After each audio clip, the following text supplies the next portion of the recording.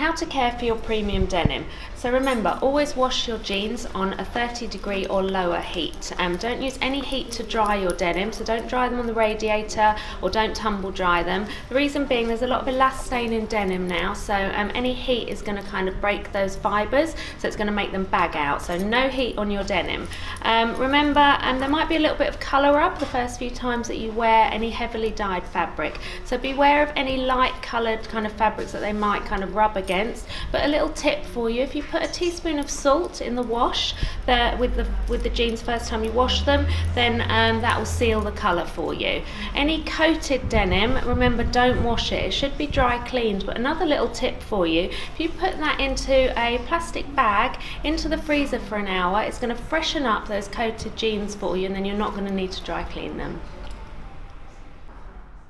So any fine fabrics, we recommend that you wash them in a net bag or a pillowcase with a non-biological detergent and very little softener. Obviously you can hand wash them, but sometimes life is too short.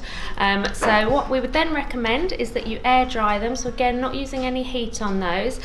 Things like your Massachusetts from American Vintage, once you've air dried that, you're just, you don't even need to pull it back into shape. Just let it dry quite shriveled, put it on, you're good to go.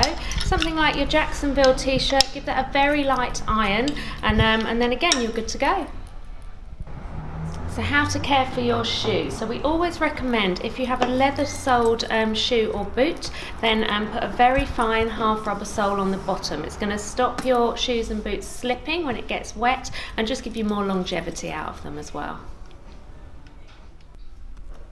So we recommend that the best way to care for your silk and viscose fabrics is to steam them. We've got these gorgeous little handheld steamers from Steamery Stockholm. They're very pretty as well as being really practical. So there is a little attachment on there for silks as well, which just means that when you're kind of steaming your garment, it doesn't go straight onto the silk. But they are fantastic. They heat up in under 30 seconds, and you'll get about 3 tops out of them, which is fantastic. So it will also refresh your fabrics as well. So if it needs a little bit of a dry clean just to freshen it up, if you steam it, then actually that's going to refresh the fabric for you. So handy little tip for you there.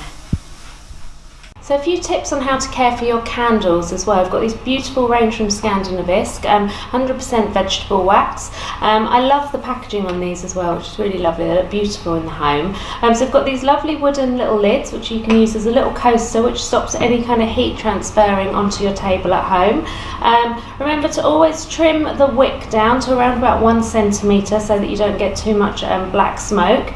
First time you burn it, remember that you need to let the wax settle. So you need to burn it for around about 3 hours so that the wax settles as a whole in the top, rather than kind of burning down. That way you'll get the most out of your candle.